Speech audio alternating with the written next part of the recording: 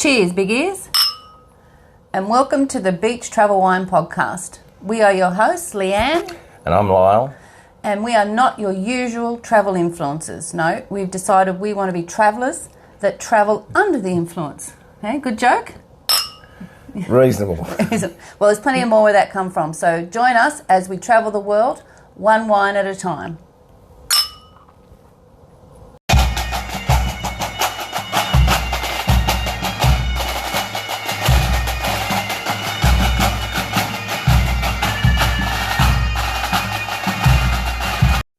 Hola, mi amor. I am excited today because, do you know why?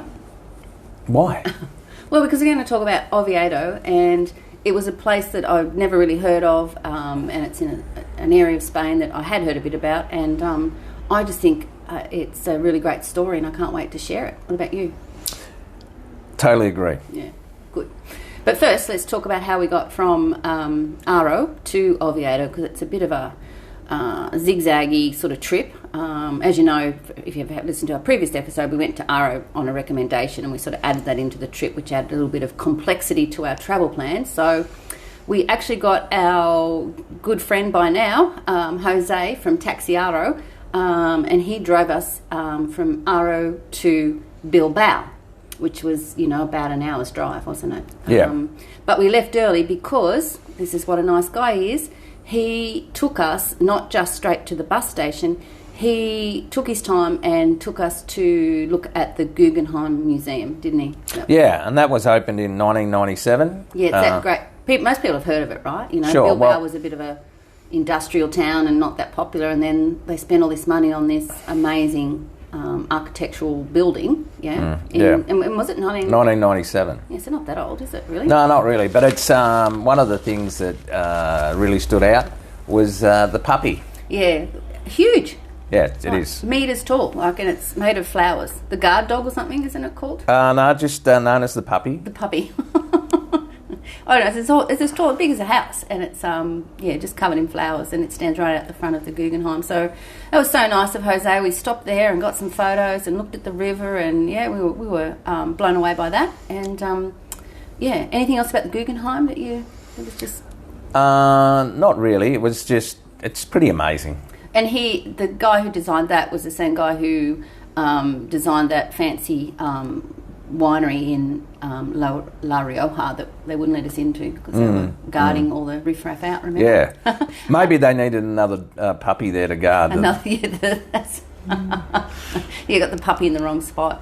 And so, we got dropped at the bus station in Bilbao, and I mean, that's probably not interesting to anybody, but it is like an airport.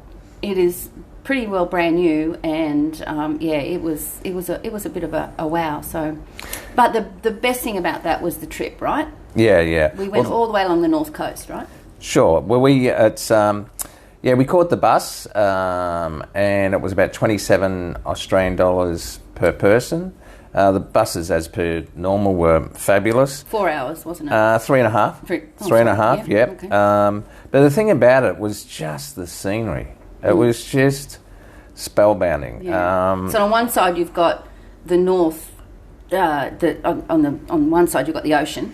Yep. And although I missed a bit of it, I was doing a little. Yeah, Leanne had a little sleep. Little siesta on the bus. So you've got that on one side, and the other side you've got the Picos de Europa. Sí, Picos de Europa. And the peaks of Europe. The peaks of Europe, which I thought initially probably may have been, the mountain range, the Pyrenees, and one side being France and the other side being Spain, but I was totally wrong. Yeah. Look, it's just amazing. The highest peak is 1,930 metres, and that's the Torre de Cerrado, and it's the Cantabrian mountain range. Yeah, the Sierra Cantabria. It's so steep. It's just beautiful, and you do go through several long tunnels, and each time you sort of come out of the tunnel, see the light at the end of a tunnel, it's just different again. Yeah, it was. Yeah, in some places there's pine trees. In other places there's like little creeks that you're going along. It's it's a beautiful part of Spain. Very different when you've come from, you know, the olive groves and the wineries and the arid regions, you know, where it's flat and, you know, you can sort of see the heat coming off the ground.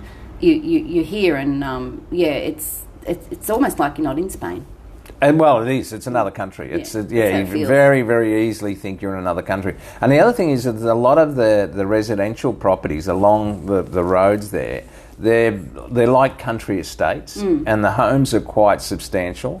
And as I understand it, a lot of the people from northern Spain, Oviedo area, and that actually went to South America and made their money there and came back and were able to build these estates. So let's talk a bit about Oviedo, because that's where we were heading.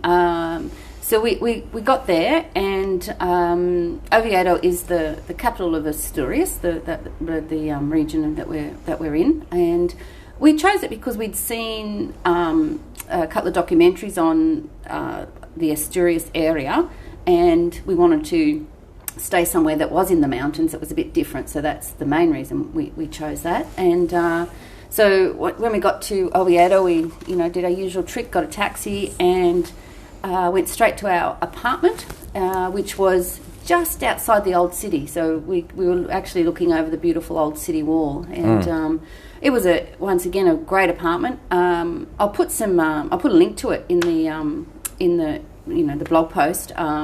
It's just, if anyone's interested, it's a 1-bedroom apartment with a lovely kitchen, washing machine, dishwasher.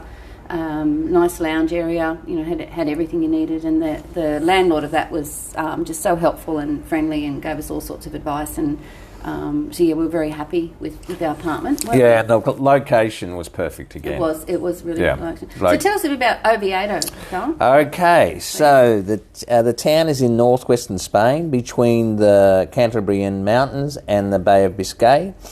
As Lan said, it's a capital of Asturias, population of about 220,000. It's known for the medieval old town, the Gothic Oviedo Cathedral, the sidra. Yep, that's how do I say it? Sidrerías. We'll tell you a bit about them in a little while. The San Salvador Cathedral and Mount Narango 9th century churches, which we'll talk a little bit about later. Spain's northern coast never became part of the Islamic Spain. Pelayo founded the Kingdom of Asturias in 17. Let's go back, 718. A little bit earlier than 17. Yes, a little, yeah. Pelayo is credited with initiating the Reconquista, the Christian Reconquista of the Iberian Peninsula from the Moors, and establishing the Asturian monarchy. Now, why I think that's important is that the idea of them never being conquered by the Moors. It's the only region in Spain that wasn't. Yeah, and are they so proud of that? And you just see a totally different attitude up there. They're very, very parochial. Yeah. They're one of 7, I think, Celtic regions, which you can't believe. Like we've been walking along in the main city or in the old town, and you'll see Celtic marching bands with bagpipes. Yeah. So where do you think when you see these rolling green mountains and misty rain and hear bagpipes, you think you're in Scotland, but you're in actual northern Spain in Oviedo and Asturias. So. Yeah, and the marching bands, they're all dressed in their traditional gear. They're very, and we'll go into this a little bit later, but they're so parochial and they're so.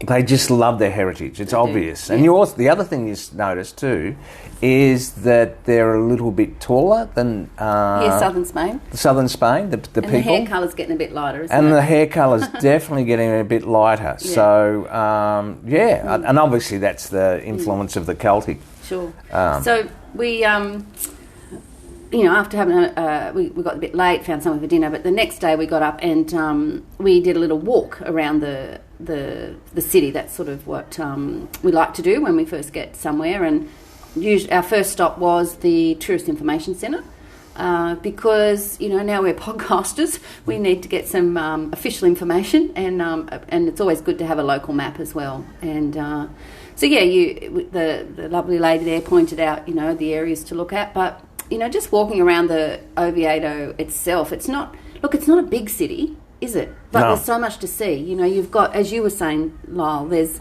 that old city. It's known for its Gothic quarter, and it is a university city as well. So there's a lot of bars and restaurants and things. Especially in that old city. And then there's a beautiful park. I don't want to get the name wrong. San Francisco Park, is that Campo right? de San Francisco. And that used to be the garden of the apple orchard, didn't it? Correct. Of the San Franciscan monastery. yeah. So It's about 90,000 square metres. Okay. I thought, and I checked that out. because you told me it was 90. 90, and I that's thought, that's not even one apple tree, sunshine. No, so yeah, it's definitely 90,000 square metres.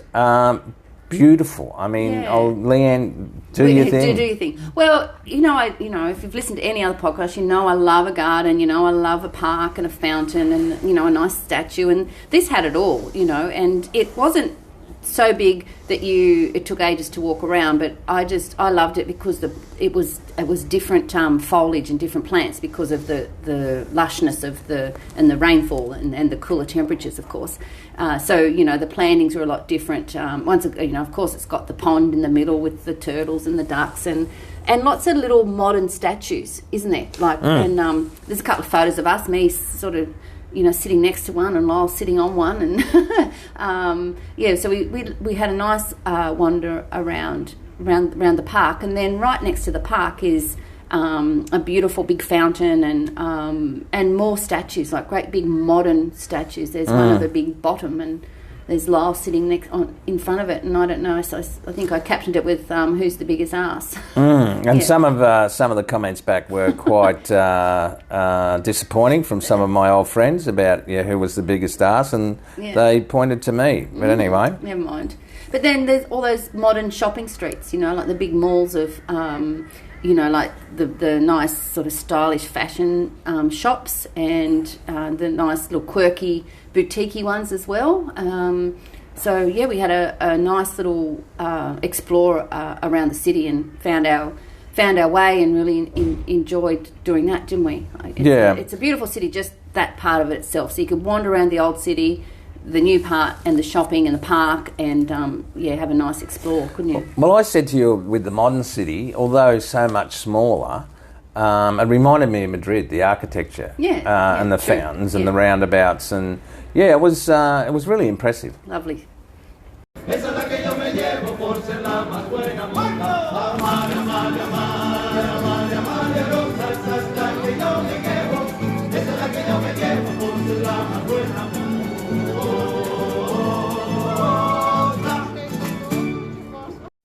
Well.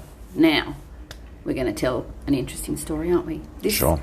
This was one of my favourite days in Spain, by quite a long way. Yo también. Sí. Because, I'm just showing off there, we went on a day trip, and I had no idea what to expect, but, I did a little bit of research to find a day trip, because we wanted to go out into the Picos de Europa, and so that's why we're there. So tell them how I think it's interesting to be able to tell the people how you actually found the private tour. Oh, well, as I did in Salamanca, I went on Airbnb experiences and put in, day trips from Oviedo, and we could go on a walk and have a spa or something, which looked interesting as well, but with my dicky leg I didn't want to walk too far. And there's a couple of other ones, like milking a cow or something, which you really wanted to do, but no. I think you may have omitted to tell me about that, because you know what I would have said about milking a cow. Right? You can shove that right up your clacker. Yeah. What is it, Lyle? I know a little riddle about milking a cow. I'll come back to that. We found this day trip, and we booked it for whatever. We think we arrived on the Sunday. I booked it for the Tuesday. Yep. And Ivan turned up at 9 or 9:30 at the front of our apartment. He wasn't the most talkative guy. but soon brought him round like we always do. And he took us on this day trip, and we were going to see an old Roman bridge in Cangas de Onis, and that sounded interesting. And then we were going to go up the Picos de Europa to see a couple of glacial lakes, which we had seen on documentary, which looked nice. And then look at some church on the way home. That was sort of the 5 hour, 6 hour trip, and we just thought, well, at least we'll get out into the mountains and have a look, right? So sure. That was sort of our expectation. So. You happy for me to keep going, darling? You got anything you want to add there? Sure. No, you're right. Okay. So our first stop is at Cangas de Onis, a little town, and Ivan pulls the car up next to a building, and it's right in front of a bridge. And he said, "So you can hop out and have a look at the bridge, here if you like. You're at 15, 20 minutes." And we're just sort of watching a couple of cars go across this bridge, and we're like, oh, okay, so that's the bridge. I did read that it had a couple of arches, so I thought, oh, well, I guess we'll just go for a little wander and have a look. And so we hop out of the car and we walk just past this building towards the bridge, I think is the bloody bridge. And you look to the right, and probably 50 metres to the right is the most amazing Roman bridge I've ever seen. Like, it is absolutely stunning. How old is this bridge? It was built at the end of the 13th century. It's got three slightly pointed arches. Yeah. From the central arch hangs a reproduction of the famous Victory Cross, which is in the precious metals, and that was made in the 16th century. Now that's at the Oviedo Cathedral. But let me tell you about this. I can't describe how beautiful this was, because it was a beautiful sunny day. The water was still, the reflections of these arches on the water. If you haven't done this yet, please go to our website at beachtravelwine.com and go and have a look at the photos of this bridge. If nothing else, this is what you need to have a look at, because it is beautiful, just so pretty. And we were like, oh my goodness, look at this. And a bonus, you can walk over it.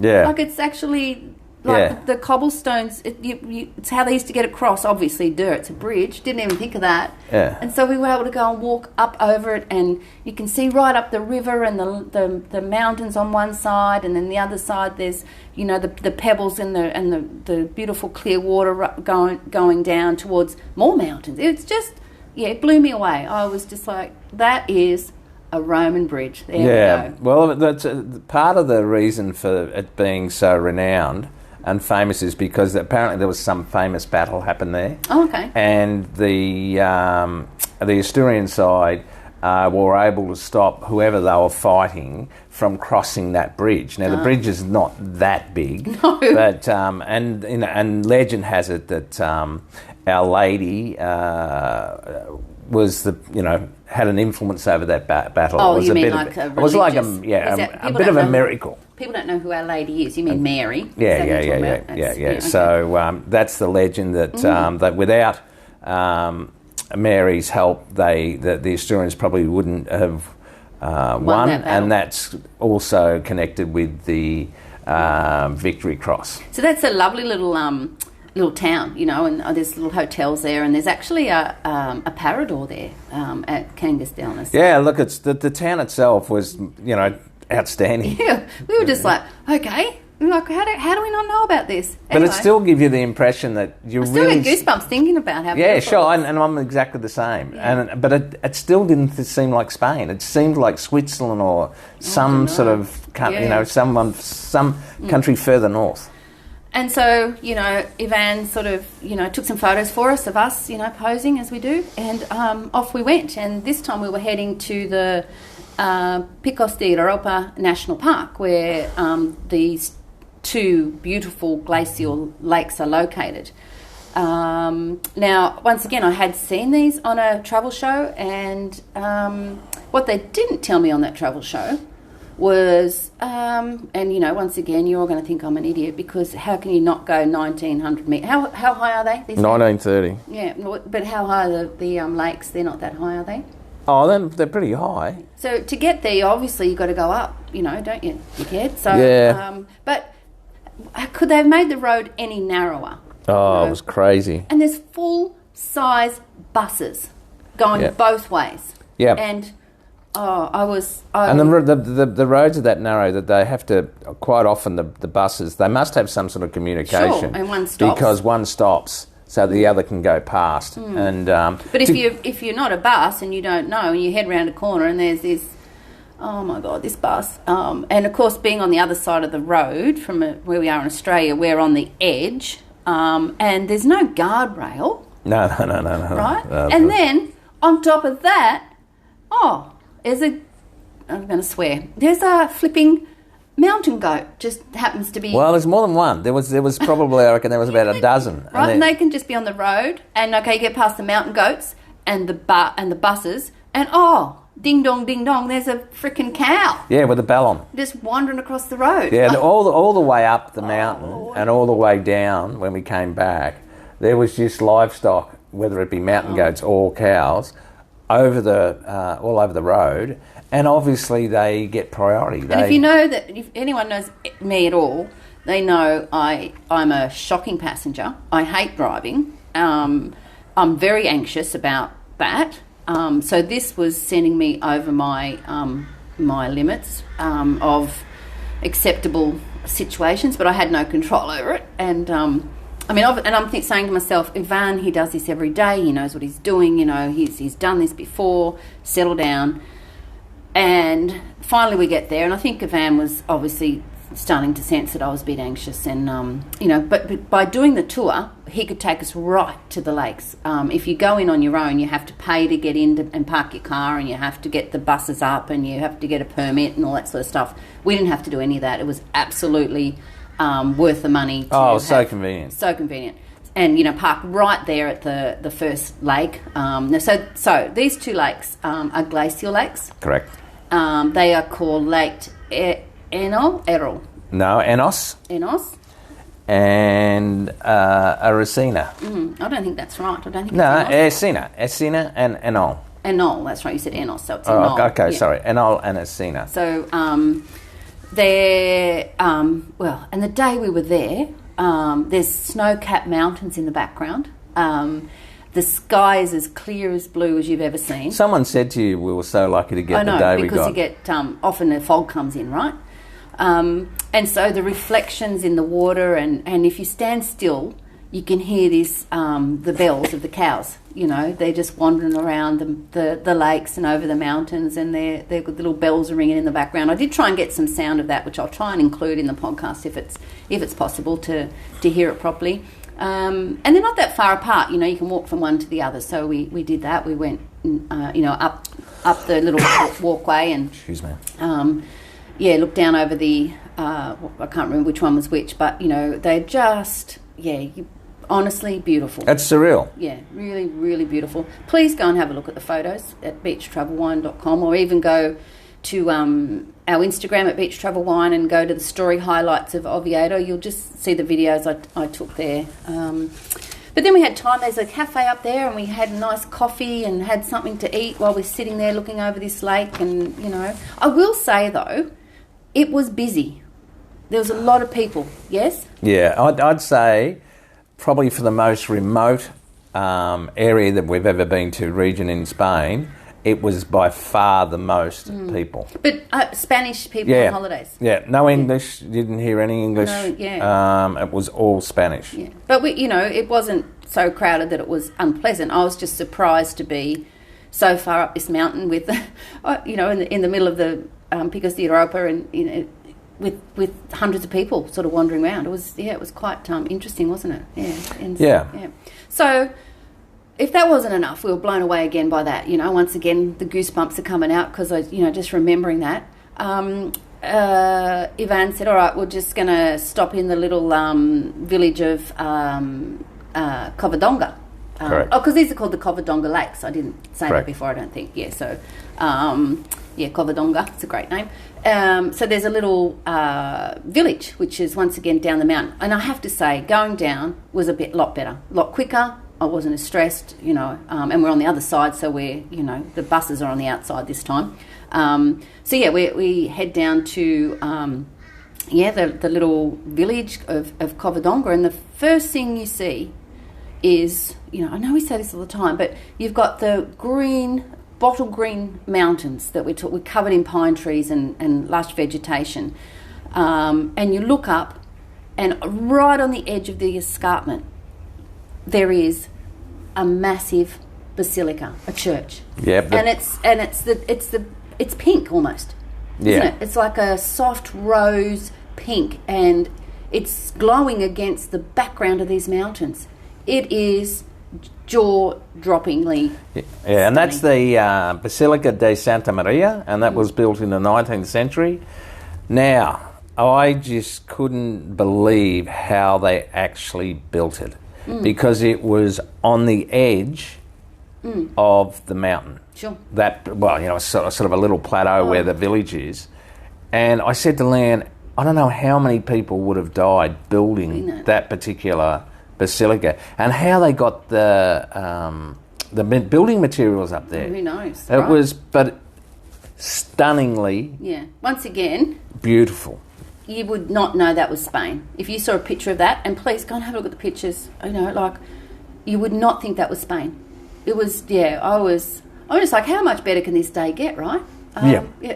And then you look down and see, you wander around there and had a nice look. There's a statue there too, a bronze statue, isn't there? Yeah, that's of Paleo, King Paleo. And it's a fairly substantial bronze statue. So he's sort of the hero of Asturias. And then, as Lyle mentioned before, sort of, Mary's the hero of the area because she saved them from battle. But there's this sacred. What's the name of that cave, Don? It's called the Sanctuary of Covadonga, or in Santa Cueva de Covadonga. So it's a little church, and it's built into the side of a mountain. Yeah, basically. Cave. Yeah. Well, there's a cave that you go through, and then at the end of the cave, you've got this sanctuary. Little sanctuary. And it's very much a pilgrimage site. And when we were there was a couple of, I suppose, disabled people, and obviously they were there to touch the monument and the statue. And they've also got a water feature just below the cave, where it's got properties, the water. So that was surreal, walking through the cave, and and then you come out and you're up high, and there's the little sort of sanctuary and the monument and a couple of little pews, and you look down over that water, and then the little waterfall fountain that people are going and touching, and but there's some important people buried there, isn't there? Yes, Paleo, and also Alfonso the second. The second, I think it is. So they're actually buried there. So it's very significant to the Spanish, and the the Spanish people are there praying, and it's super significant to the Spanish. So that was our day trip, and OMG, I'll try and put a link to that in the show notes as well, because if anyone's going there, it's worth, even if you haven't got your own car, you want to do a trip, I definitely recommend going there. You cannot go to Asturias and not go to the Picos de Europa and the Covadonga and Cangas de Onis. It was just stunningly gorgeous. Yes. And the Battle of Covadonga was the first time the Spanish defeated the Moors. Well, there you go. So...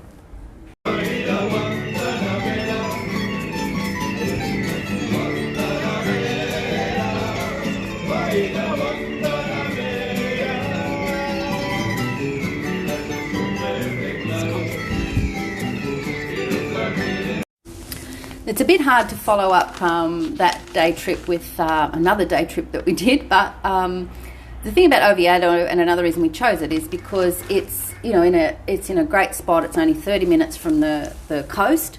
There's a couple of little different places you can go to, and it's really easy just to walk up to the bus station and hop on a bus, which is what we did. And we decided we would go into Gijon for the day, spelt Gijon. Just to check it out, because it looks pretty impressive on the photos, and we were sort of half thinking we might have stayed there, but yeah, we hopped on a bus. It was easy. a half-hour trip in, and we arrived in Gijón, and we had a little walk around it. Like, to be honest, we were a little bit disappointed at first because, you know, you're coming from the manicured and beautiful, lush Oviedo, and, you know, where the bus station is obviously isn't the nicest part of town. Sure. But once we got round to the beach area, you know, we had a lovely walk around the marina, and the headland up there had a, you know, like right up on the top of Gijón, didn't we? Yeah. Gijón is a large coastal city in northern Spain.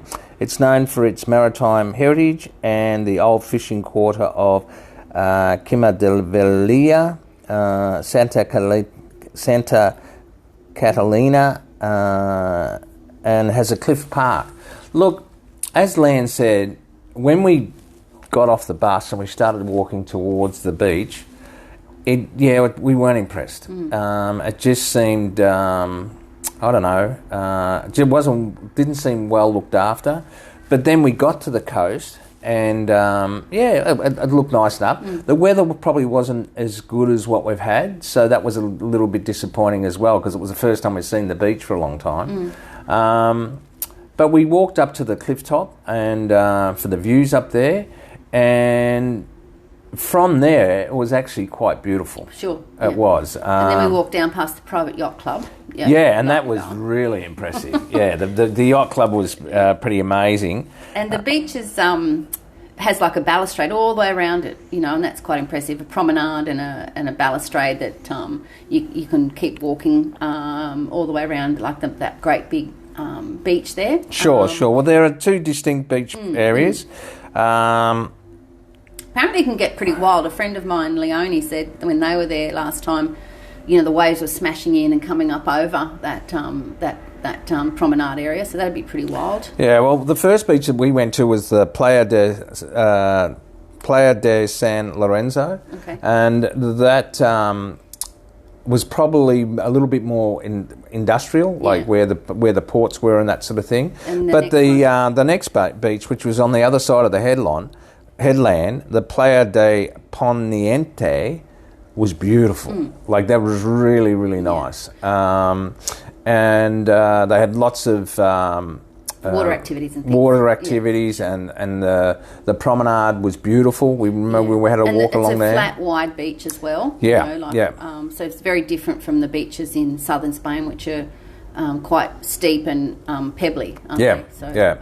And then we had a little wander, and because, you know, we're just there for a day trip, and we're just going to, you know, go in we wandered round, and, you know, had some, you know, I think found somewhere for coffee, and then we had a hamburger for lunch or something. We found a little Plaza Mayor, which is, you know, like, it's not really a big area, but it was really gorgeous. That's one of the cutest little Plaza Mayors I've seen, and we had a nice lunch there and a couple of glasses of vino, as you do.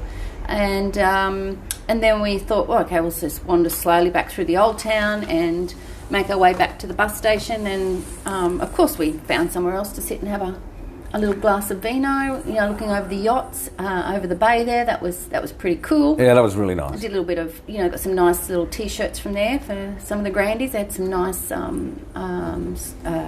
souvenir sort of shops, and just a bit unique, wasn't it? Yeah. So our first impressions turned into, this is nice. But we did feel we were very happy that we'd stayed in Oviedo as opposed to Gijón, because, and another reason is the next stop we're going to was on the beach anyway, so we wanted a bit of a change. Yeah. So Gijón is much, much more industrial than Oviedo was. Sure. Much more. But, you know, like, it's a nice beach, and there's the port side, and, you know, the old town and the promenade, and, you know, I think if you settled in there for a few days, you'd certainly explore a bit more than what we did, and, you know. Half a day trip probably doesn't do it justice. No, but I'm glad we went. It was a nice little day. Oh, yeah, sure. Yep. So that was our trip to Oviedo. So we're sort of filling up our weeks pretty much, and we decided we probably should explore the Oviedo itself and the old town, and you know, like Lyle likes his history, so he wanted to know what all these old buildings in the old town were, didn't you, Don? So why don't you tell us, like, some of the things that surround that in the old town there, some of those buildings? Oh, look, it's It's very, very old. You can tell.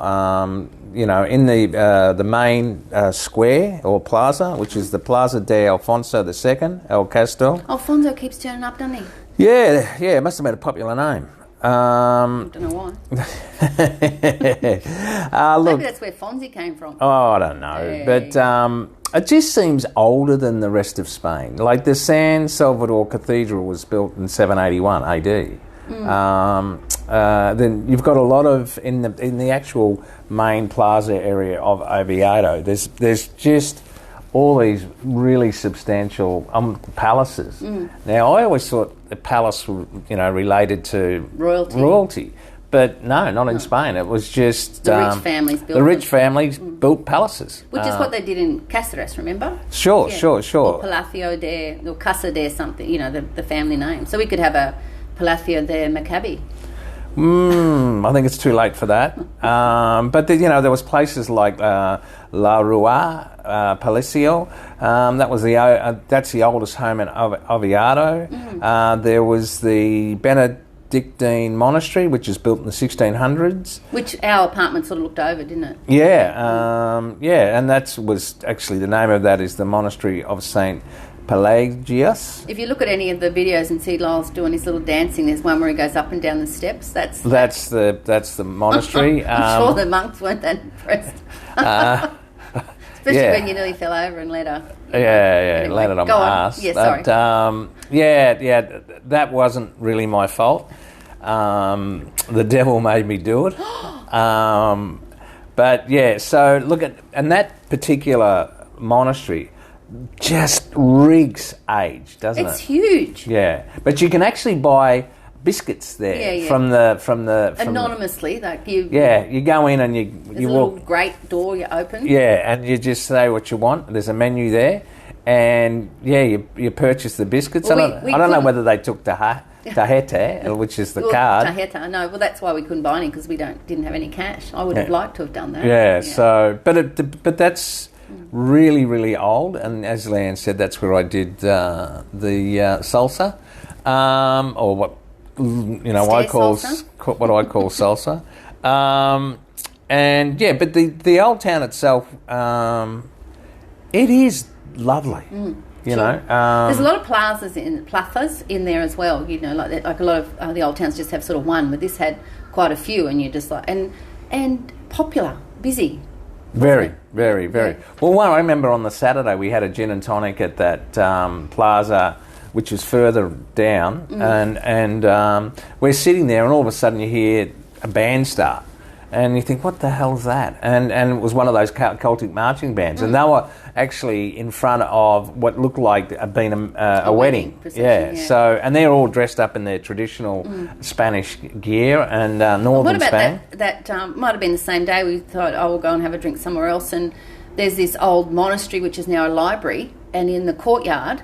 Oh yeah, it was like a heavy metal band. Yeah. Actually, that was one of the things that to me, Oviedo seemed really, really hip because I remember the second day we were there, and we saw all these young teenagers lined up outside this hotel, and they've got all the sparkle on their faces and all that sort of thing. Then we saw what looked like and a really good young looking Spanish guy, obviously in the band, and he's out doing autographs. Oh, that's right. And then we another time there's this we hear music again, so we go for a walk up, and here's a pop band, a Spanish pop band playing. And then, as Leanne said, in the front of this convent, I think it was, there was a heavy metal band. Sure. Yeah. And then obviously the marching bands, and then La Tuna, which we'll talk about later as well. Yeah. But yeah, I just and a nice vibe, wasn't there? Oh, really good, really good. I thoroughly enjoyed it. Yeah, we really enjoyed that, and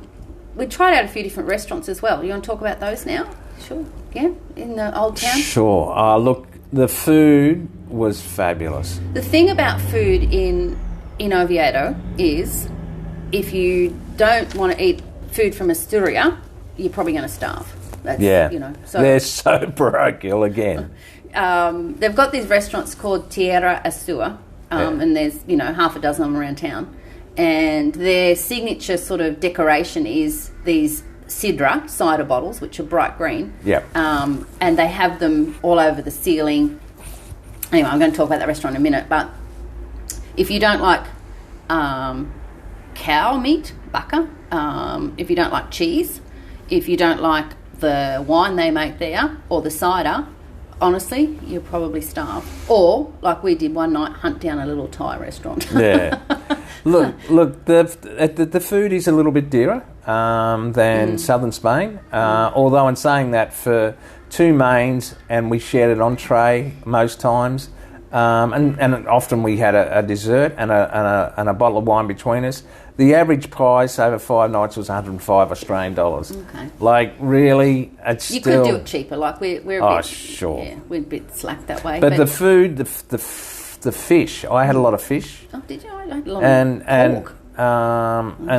But when I had the bacalao and the bass and the... That's true. And every meal I had was absolutely glorious. The only thing I was getting a bit over in Spain is they're very big on their protein. And the only vegetable they really like to give you is potato, whether it's mashed potato or chips, and there's sometimes you buy a salad and it's more than the actual main meal. Yeah. If you order a salad, to share, it's normally about €11.5, which when you look at it, that's about $16. Yeah, for lettuce and tomato and a few olives, really. Yeah, so let's talk about the sidrerias and that restaurant we went to, which you reckon's the best themed restaurant. Can we describe that? Oh, we actually were on a walk and we saw this place and it looked like a shopping centre. Yeah. And anyway, they must have been in the middle of building it, and because half the shops were open and half the shops weren't.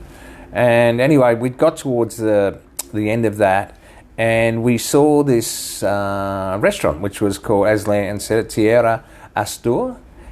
And we walked inside, and I was blown away. So basically, it's dominated by dark timber, which is all grown in Asturias, and cider bottles. I think it was Oregon. I think that the actual timber's Oregon, and cider bottles. But on the other, but I think what you can do is it's got like a delicatessen. They've got a fruit market. Shop front in there. Yeah, so it's almost like whatever they serve, you can buy there. Yeah, but it's from Asturias. So Asturias. Everything's from Asturias. Yeah. We had a bottle of wine over dinner, and it was from the Cangas region, which is obviously Asturias.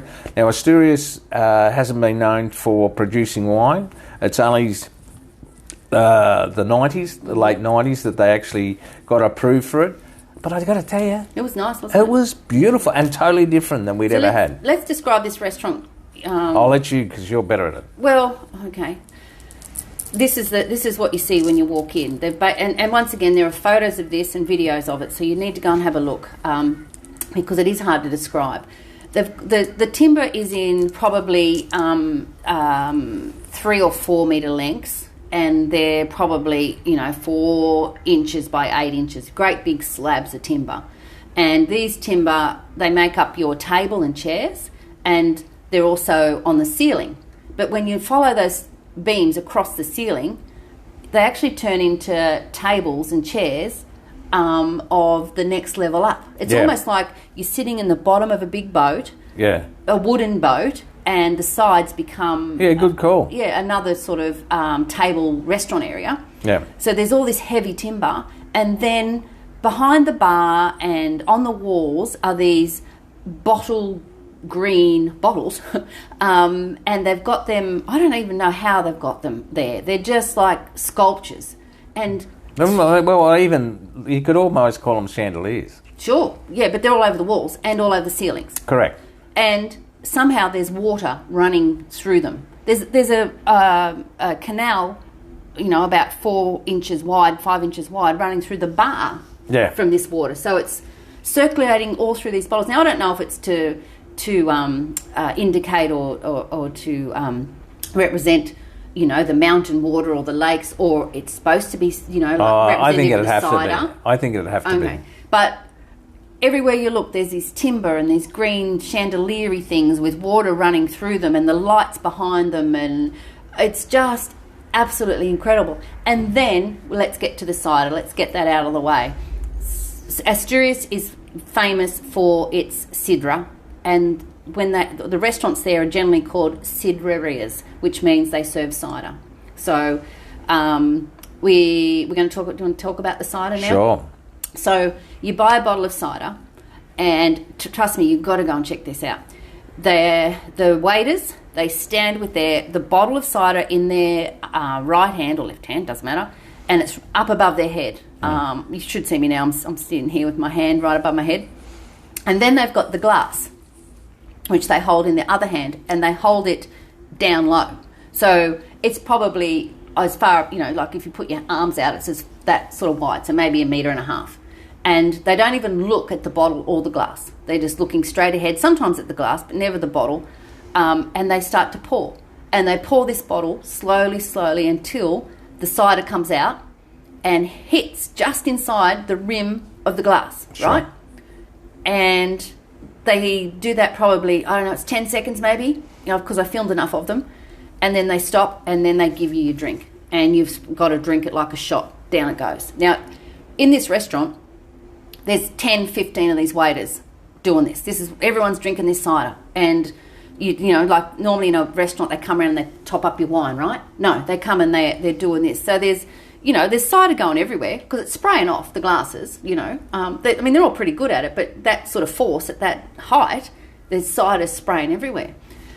But yeah, so that is absolutely fascinating. There's a street called Sidra Grastoma, I think it is, and it's famous. Like everyone talks about going to Oviedo, they know this street, and it's about 2 blocks full of these sidrerias, which is just around the corner from where we were. So we decided we're going to try this cider. You got to try the cider, don't you? And I didn't think we had to, but you obviously did. Of course you do.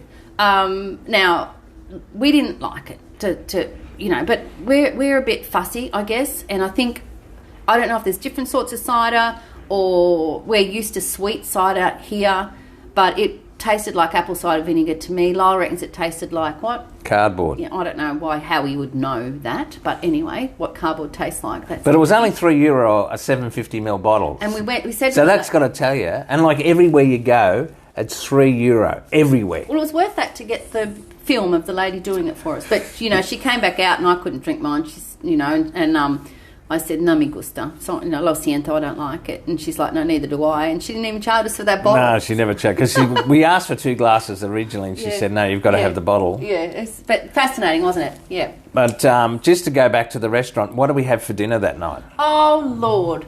We had a share plate of mixed Asturias meats. It was... I reckon we had half a beef, half a lamb, and 3 pigs chucked in for good measure. Oh, there was chicken. There was, but quite seriously, one of the what was basically a steak.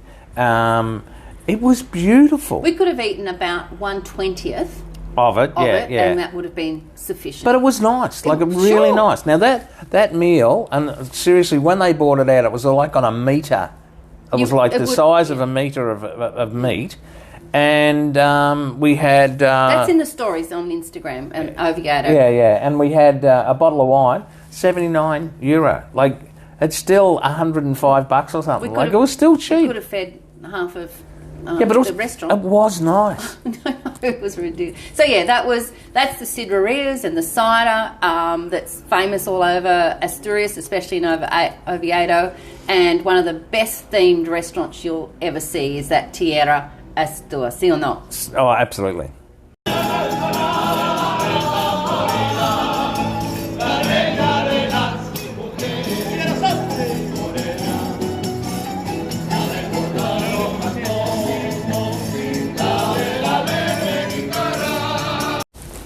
So on our last day in Oviedo, after you've eaten all that meat, we decided we wanted to go and see a couple of these 9th century Roman churches, yeah? See. I think one was a palace though, wasn't it? Built as a palace or something? Yeah, it was originally supposed to be a church, but then King Romero I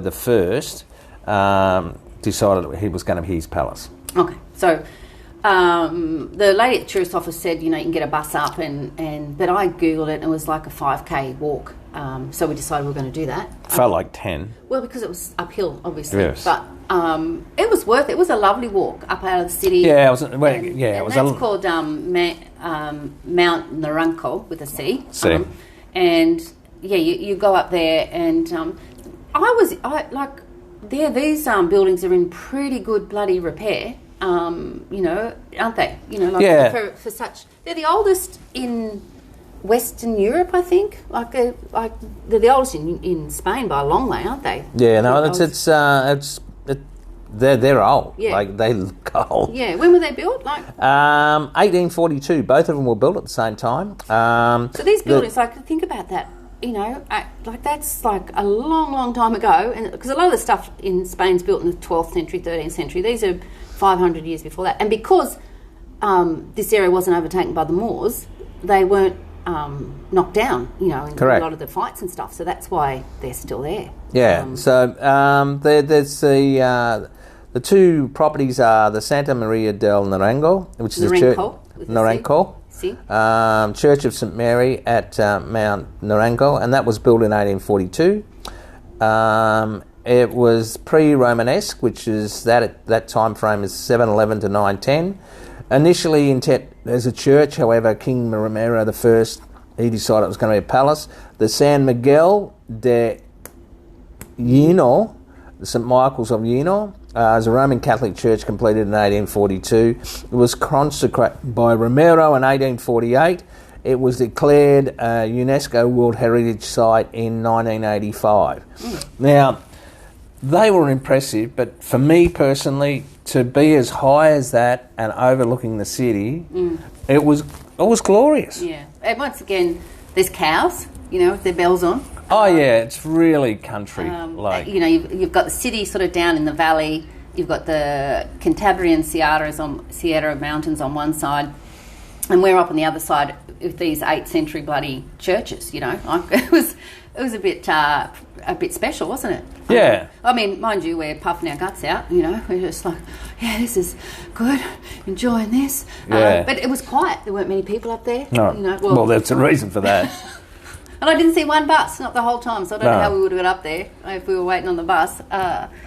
So then we just, obviously wandered around there, had a little explore, took some pickies, enjoyed the view, and decided, we had to walk back down the hill, and somehow we took the wrong turn, but it didn't matter, we knew we were heading in the right direction, but we ended up in the Paracentre town, didn't we? We did. The most beautiful homes. Oh, yeah, I remember that now. Yeah, so that was really...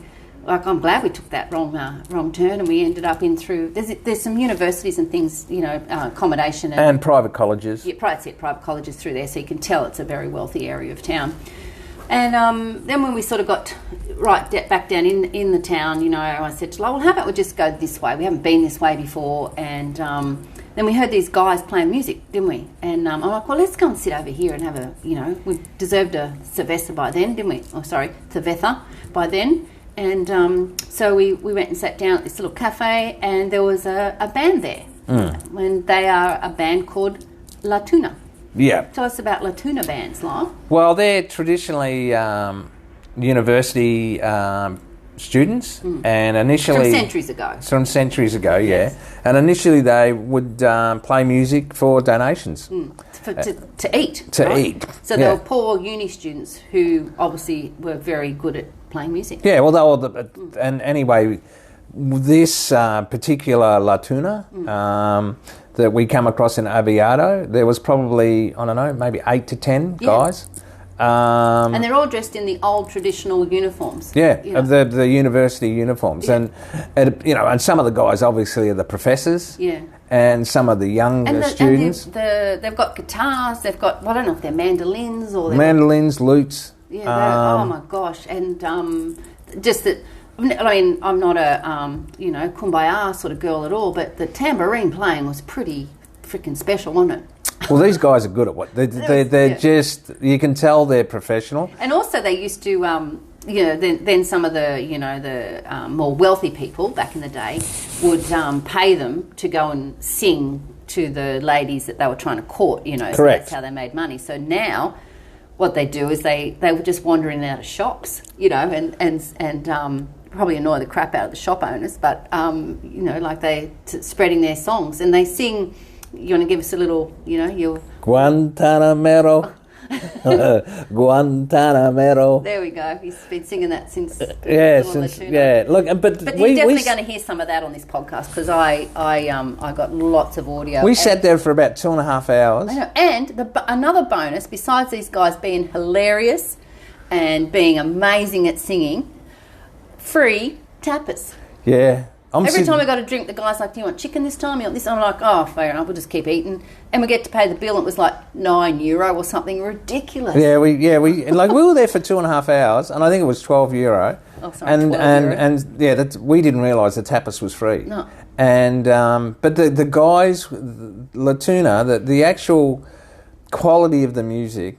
Trust me, you would have heard some. They were so good and funny. Yeah, nice people. Yeah, and so after 2.5 hours of listening to them sing "Viva La España," España. Sorry about that, everyone. They're heading off now.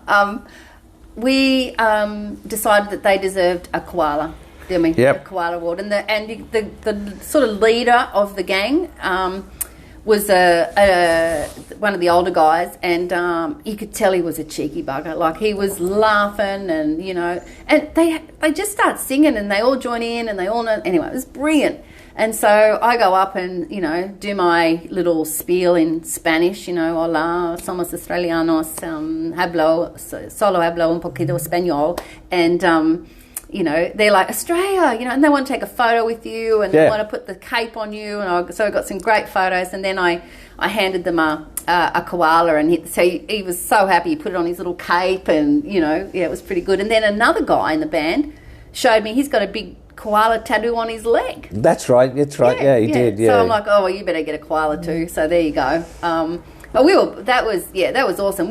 That was fun. So Spanish, these bands. Google it, La Tuna. It's fascinating. But check out. There'll be some pictures, obviously, on our website, beachtravelwine.com. But the videos are on Instagram on the story highlights. If you go to Oviedo and have a look there, because it's. Trust me, it was so much fun. Yeah, and I was an honorary Tuna for 5 seconds, wasn't I? Yeah, so they put the uniform on for Leanne as an associate, I think, probably. And the uniforms. Oh my goodness! Yeah, like the puff sleeves and like the tights and the proper shoes, and there's obviously a hierarchy system because some have got red capes and some have got green and some have got patches, and some have just got that brown. And he was the guy that had to go and get the drinks for them, but a definite highlight for me. All right, Lyle, we'll need to sum up because we've been going on a bit today about Oviedo. As you can tell, we love it. Give me your favourite place to have a wine. Seeing we're travelling the world one wine at a time, in Oviedo. Oh, I'd have to go with the La Tuna. There. Yeah, because I thoroughly enjoyed it, even though I think we were drinking cervezas. But it was fabulous, and probably equally so the Tierra Astura. Yeah, Astura. See, I agree. I think Tierra Astura. For me was probably because it was such nice wine too. It was very different, wasn't it? But my favourite place to have a coffee, which is a bit unfair, we don't normally have this, was at that cafe on the side of the lakes of Covadonga. Oh, yeah, right. I don't know whether it was because of the coffee or I'm sure it was probably because of the location. Sure, absolutely. So in summary, you got anything else you want to add about Oviedo? Only that I loved how proud they are of their heritage. And how different it is, and definitely worth a visit if you're going to northern Spain, without doubt. Yeah. You probably don't need a week. However, you should spend some time in the city, check out the restaurants, the sidrerias, try the cider if you like. The wine's better. And definitely go to the Covadonga and the Picos de Europa National Park. See or no? Absolutely.